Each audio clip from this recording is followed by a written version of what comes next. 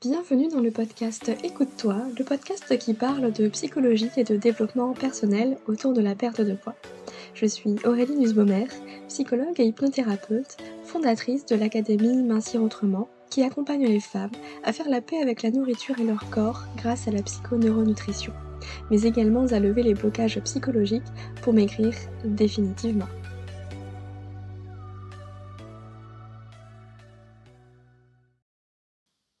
Bonjour et bienvenue dans l'épisode numéro 61 du podcast Écoute-toi. Je suis comme d'habitude ravie de vous retrouver aujourd'hui pour un nouvel épisode où je vais répondre à une problématique qui m'a été laissée via le formulaire que vous pouvez retrouver d'ailleurs en note de l'épisode de podcast. Si vous aussi vous avez envie de m'exposer votre histoire, votre problématique, vos blocages pour que je puisse vous apporter un éclairage, en tout cas mon point de vue sur les choses, sur la situation et vous aider peut-être à avoir un autre regard, à mettre en place d'autres choses pour débloquer ce poids, et ben n'hésitez pas, je vous mets directement le formulaire, en lien, dans les notes de l'épisode. Aujourd'hui, on va aborder la question du poids comme seul moyen d'exister. C'est une personne qui m'a laissé du coup, son parcours de manière anonyme. Alors comme d'habitude, si tu me le permets, je vais te tutoyer et je vais t'appeler anonyme, du coup tu te reconnaîtras sans doute. Hem Je vais vous raconter, brièvement du coup le contexte, l'histoire un petit peu, pour vous donner ensuite des éléments de réponse parce que je suis persuadée que ça va parler à beaucoup d'entre vous. Voilà mon histoire. Je suis née, au mois de janvier et depuis petite, je sais que ma naissance n'était pas désirée. Ma mère a toujours dit que si mon père n'avait pas bien réagi à cette surprise, elle aurait sûrement fait une TS, c'est-à-dire une tentative de suicide. Puis finalement, heureusement, mon père l'a accompagnée et rassurée et elle a mené cette grossesse à terme. Et puis je suis née après des heures de travail, un accouchement long et fatigant selon les mots de ma maman. Puis ensuite, il me semble que j'étais un bébé entre guillemets «compliqué». Je cite: «Tu ne dormiras jamais, pleurer tout le temps, c'était l'horreur» et cetera et cetera. Ma grand-mère a beaucoup pris le relais et en parallèle, la sœur de ma mère a vécu un déni de grossesse en même temps que ma mère vivait mal sa grossesse.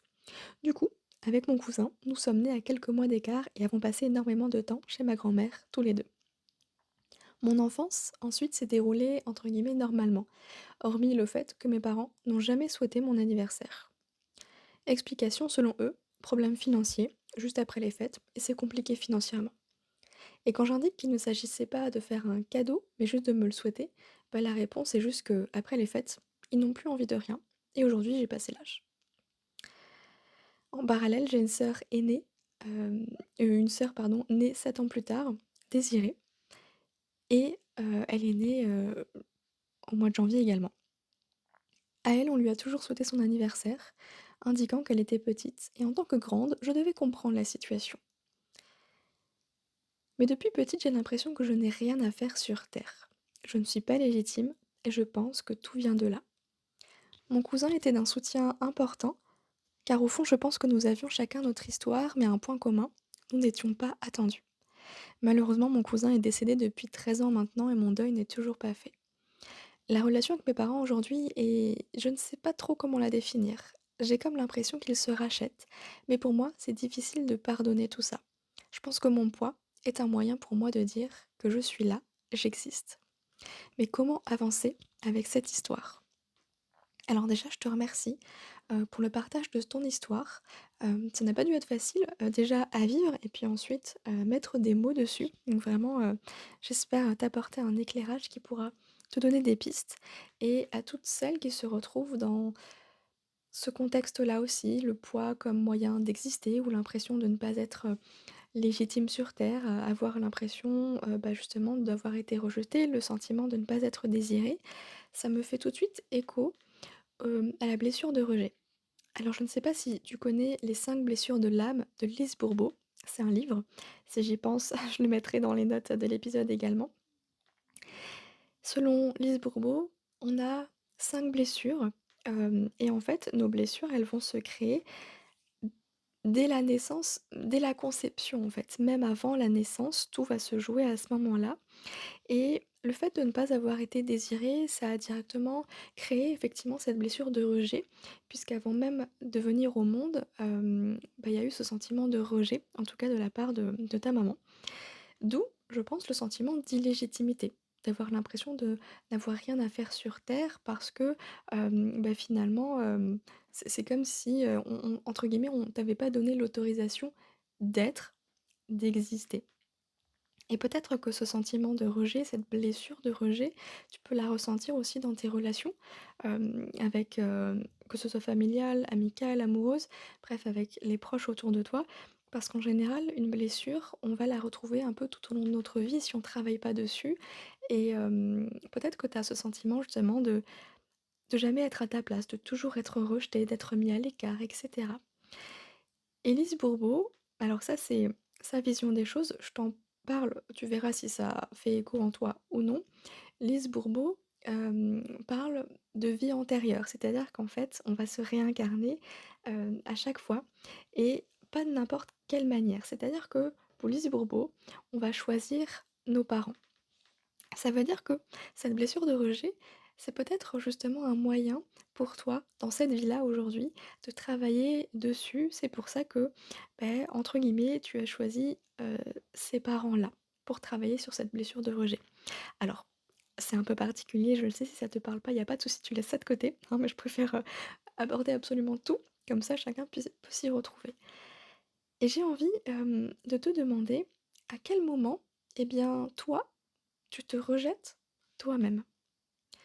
Est-ce qu'aujourd'hui, tu es dans cette acceptation de toi, dans cet amour de toi?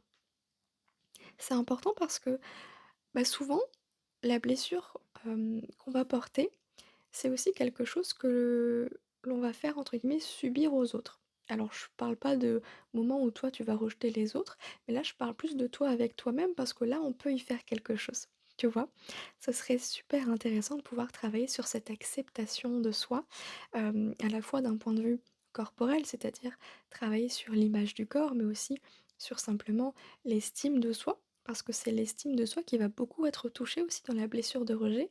L'estime de soi, c'est simplement la valeur que l'on se porte à soi-même et très souvent, on a l'impression de ne valoir rien, de n'avoir aucune valeur finalement, entre guillemets, «de servir à rien» et peut-être que ça fait écho avec ce «j'ai rien à faire sur terre». D'ailleurs, il y a un terme, qui s'appelle le syndrome de l'imposteur. Le syndrome de l'imposteur, on va le retrouver, souvent dans le milieu professionnel, mais c'est aussi quelque chose que l'on va pouvoir retrouver dans le milieu personnel. Et je t'invite à aller regarder, ce terme-là aussi, le syndrome de l'imposteur, peut-être que tu vas t'y retrouver dedans. J'ai également un bouquin à te conseiller, je vais le mettre dans les notes de l'épisode, comme ça vous pouvez aller checker ça pour voir si ça vous parle. Le syndrome de l'imposteur, c'est l'impression en fait de pas être à sa place, qu'on va être démasqué, que les gens nous prennent pour quelqu'un que l'on n'est pas, en réalité. Parce qu'on manque, cruellement d'estime de soi, de confiance en soi et on a été rejeté entre guillemets, dès la première arrivée sur terre, finalement. Pour faire le lien avec le poids, j'ai envie de te demander à quel moment est-ce que tu as commencé à prendre du poids? Est-ce que finalement le poids, il est présent depuis la naissance? Est-ce que le poids, il est présent que depuis, par exemple, la perte de ton cousin? Puisque du coup, tu me parles d'un deuil non fait. À quel moment tu situes la prise de poids? Est-ce que tu peux le mettre en lien avec des moments de ta vie ou pas forcément? Concernant le deuil, vraiment, moi, je t'inviterais à aller, si tu le peux, consulter un psychologue EMDR, ou bien un thérapeute qui pratique le rythmo ou encore un hypnothérapeute qui pourrait travailler sur ce deuil-là. Et si c'est encore trop tôt, quelque chose que tu peux faire à ton niveau, toute seule de ton côté, c'est simplement écrire une lettre. Écrire une lettre à ton cousin pour lui dire au revoir, pour lui dire tout ce que tu n'as peut-être pas pu lui dire, tout ce que tu aimerais lui dire, et la brûler. Et si c'est quelque chose d'un peu trop symbolique qui met une espèce de coupure, un terme un peu trop violent pour toi, tu peux aussi, par exemple, prendre un petit carnet et tu vas le dédier, à ton cousin. C'est-à-dire que, là où peut-être, avant, tu avais peut-être l'habitude de, prendre ton téléphone, lui envoyer un message ou lui passer un petit coup de fil quand tu avais envie de lui parler, d'échanger avec lui, là, quand tu as cette envie-là, ce besoin, eh ben, tu peux prendre ce petit carnet et lui parler directement comme s'il était, en face de toi. Juste pour pouvoir aussi décharger toutes ces émotions, finalement, et peu à peu réussir à les sortir pour ne pas les garder en toi. Voilà, ça c'est des petites pistes, par rapport, au deuil, justement. Et j'ai aussi envie d'aborder la question du pardon, hem, parce que du coup, tu nous dis que aujourd'hui, c'est difficile pour toi de pardonner à tes parents, de pardonner tout ça, même si, il y a la sensation qu'ils sont en train de se racheter. Le pardon en général, on le fait pas pour les autres, on le fait pour soi. Aujourd'hui, à quel, moment ou plutôt dans quelle mesure le fait de ne pas leur pardonner, de porter ce poids sur tes épaules va être pesant? Est-ce que c'est quelque chose qui est lourd à porter? De quoi tu aurais besoin en fait? Parce que j'entends qu'il y a toujours ce lien, ce contact avec eux. Est-ce que ça, c'est OK pour toi? Tu as aussi le droit de mettre un terme à cette relation, de couper le lien directement, de couper les ponts ou alors de prendre de la distance. Parce que souvent, on a tendance à culpabiliser aussi en se disant: «Non mais je peux pas, c'est mes parents, je peux pas, couper les ponts ou autre». OK, il y a pas de problème, mais il y a peut-être des choses de ta vie, que tu pas envie de partager avec eux et c'est OK aussi. Préserve-toi, en fait, de tout ça. Aujourd'hui, tu es adulte, et tu peux faire ce qui est bon pour toi, encore faut-il savoir ce qui est bon pour toi, de quoi tu as besoin et c'est pas toujours évident, de mettre, le doigt dessus, surtout quand tous tes besoins, finalement, au cours de ta vie, ils ont été, rejetés. Je pense justement au fait qu'on t'ait jamais souhaité ton anniversaire, par exemple. Il y a peut-être eu d'autres choses aussi. Ça me fait penser à un autre bouquin encore, décidément, Les 5 langages de l'amour de Gary Chapman, il me semble. Il explique que en fait, il y a 5 manières de montrer à quelqu'un qu'on l'aime et souvent, la manière dont on aurait aimé être aimé n'est pas celle, qui a été. Peut-être que tes parents finalement montraient, en tout cas, t'aimer à leur manière. C'est-à-dire que, et ben, pour eux, t'aimer, c'était, bah, justement de t'offrir, un toit au-dessus de la tête, de pouvoir, manger à ta faim ou que sais-je. Alors que toi, t'aurais aimé justement, bah, simplement être, considérée, être présente, avec des paroles, juste de pouvoir exister à travers leurs yeux, d'avoir ce joyeux anniversaire. Et si jamais cette année tu l'as toujours pas eu, bah, moi j'ai envie de te le souhaiter, même avec un peu de retard, un joyeux anniversaire.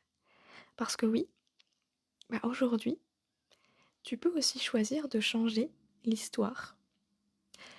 On ne changera pas le passé, hein, on est bien d'accord.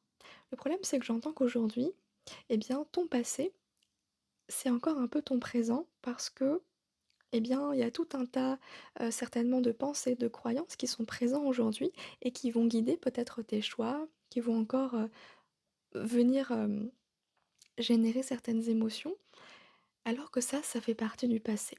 Aujourd'hui, j'ai envie qu'on se concentre sur le présent et de te demander comment est-ce que tu pourrais être une mère pour toi-même? Cette mère peut-être que tu n'as jamais eue, justement. Comment tu pourrais t'apporter cette considération, cet amour inconditionnel? De quelle manière tu pourrais combler le besoin qui n'a jamais été comblé par tes parents? On ne pourra pas les changer, c'est sûr. On ne pourra pas revenir en arrière non plus pour changer l'histoire. Par contre, ce qu'on peut faire aujourd'hui, c'est de changer le disque. Tu vois? Il y a différentes façons de voir les choses et je dis pas qu'on doit passer du tout au noir ou tout au blanc, hein, pas du tout, du tout. Mais c'est plus une manière de voir, comment est-ce que tu pourrais percevoir les choses pour qu'aujourd'hui cette histoire elle soit plus légère pour toi, qu'elle ne soit plus aussi lourde et qu'elle ne pèse plus autant sur tes épaules, tu vois? Par quel autre moyen en fait tu pourrais te sentir exister? Sans compter sur une personne extérieure pour te sentir exister. Je te donne un exemple, ça peut être par exemple de faire, une activité, que tu adores, que ce soit, je sais pas, des randos en groupe, que ce soit des activités manuelles. Investis les activités, qui te font plaisir, les choses qui te font du bien, en fait, pour combler, ce besoin, d'estime, de confiance, d'amour de soi. Je sais que c'est pas évident, hein, mais ça va vraiment être, hyper important là aujourd'hui de choisir quelle histoire tu as envie de te raconter aujourd'hui par rapport à ce passé. Parce que peut-être que ce que tu te dis aujourd'hui, bah, en fait ça t'empêche justement d'avancer et de maigrir, de te délester de ce poids qui te permet aujourd'hui, bah, de te sentir exister. Est-ce que si tu t'imagines, hem, maigrir avec ces kilos en moins, avec cette nouvelle silhouette que tu aimerais, c'est quelle émotion qui vient? Est-ce que c'est un soulagement? Est-ce que c'est de la joie? Ou est-ce que c'est plutôt de l'angoisse? Comme finalement: «Mince, on m'enlève quelque chose, on m'enlève mon identité, mon existence». Et pour ça, eh ben, il va falloir remplacer le poids, en tout cas la fonction qu'a le poids aujourd'hui qui est celle d'exister, de dire: «Et je suis là», par autre chose. Qu'est-ce qui fait qu'aujourd'hui, beh, tu es là? Est-ce que ça va être, je sais pas, ta personnalité? Est-ce que ça va être, tes qualités? N'hésite pas à demander de l'aide aussi autour de toi pour voir comment tes proches, te voient, pour prendre conscience aussi de toutes ces belles choses qui sont en toi. On a souvent tendance à se focaliser sur ce qui va pas, sur le négatif, et on oublie aussi tout ce qui va bien. Alors on peut choisir ce qu'on a envie de ressentir en fonction de là où on va mettre notre focus. Forcément, si on ne fait que penser à ce qui va pas, ben on va être dans une émotion qui est pas super agréable. Mais si on se concentre sur ce qui va bien aussi, même si tout n'est pas parfait, eh ben on va commencer en fait à ressentir aussi des émotions plutôt sympas, plus sympas en tout cas. Alors aujourd'hui, tu as le choix. Étant enfant, bah, tu as subi cette situation, clairement. Aujourd'hui, tu peux choisir l'histoire que tu as envie de te raconter. Tu peux choisir le futur, le chemin que tu as envie de prendre. Et ça ne veut pas dire oublier le passé, hein, pas du tout. Ça veut simplement dire ne plus le subir. Reprendre en quelque sorte, ou prendre tout simplement, ton pouvoir, ta responsabilité. Et quand je dis ta responsabilité, c'est plus en termes de pensée. Aujourd'hui, tu es plus une petite fille ou un petit garçon, une petite fille, oui, plutôt. Aujourd'hui, tu es une adulte. Qu'est-ce que tu ferais pour toi-même, si, enfin voilà, si tu étais une mère pour toi-même, qu'est-ce que tu ferais? Il y a cette histoire d'enfant intérieur peut-être à aller, rencontrer, à aller guérir, qui sait? À voir si ça te parle tout ça. Et d'ailleurs par rapport à l'amour de soi, hem, avec une, amie et collègue hypnothérapeute, le jeudi 16 mars, on organise un atelier toutes les 2 sur le thème de l'amour de soi, justement. Si jamais ça vous intéresse, eh bien, je vous mettrai le lien dans les commentaires.